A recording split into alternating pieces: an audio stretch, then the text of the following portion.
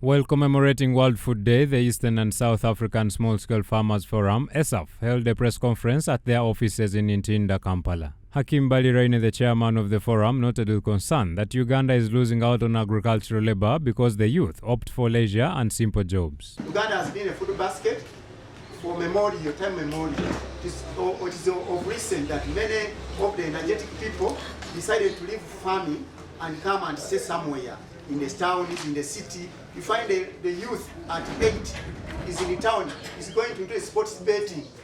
You wonder what we will eat and why we will get money to go into the sports betting. That energy, if it was put back to the field, then we would not be food insecure. He also stressed that Uganda is rich in all resources to have better agricultural produce, but the biggest challenge is ignorance of what needs to be done. What is it supposed to be done is to make sure that there is a supporting arm to make sure that food production in Uganda is sustainable.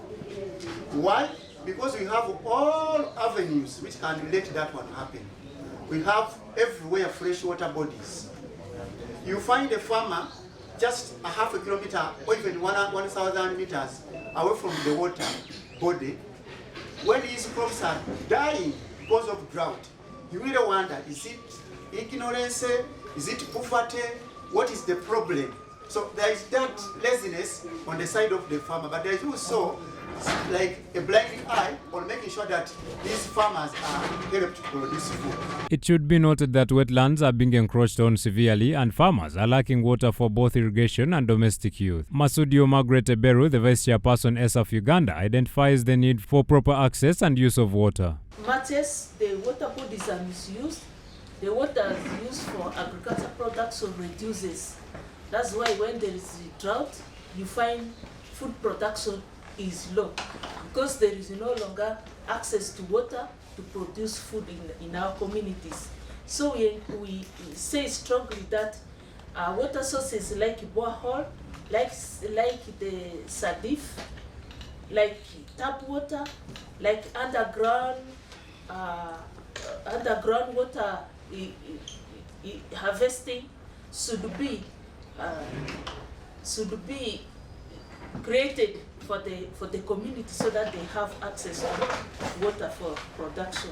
Pangani Bitres, a board member ESAFF Uganda, appeals to government to protect water bodies through community sensitization. Actually, appeal to the government.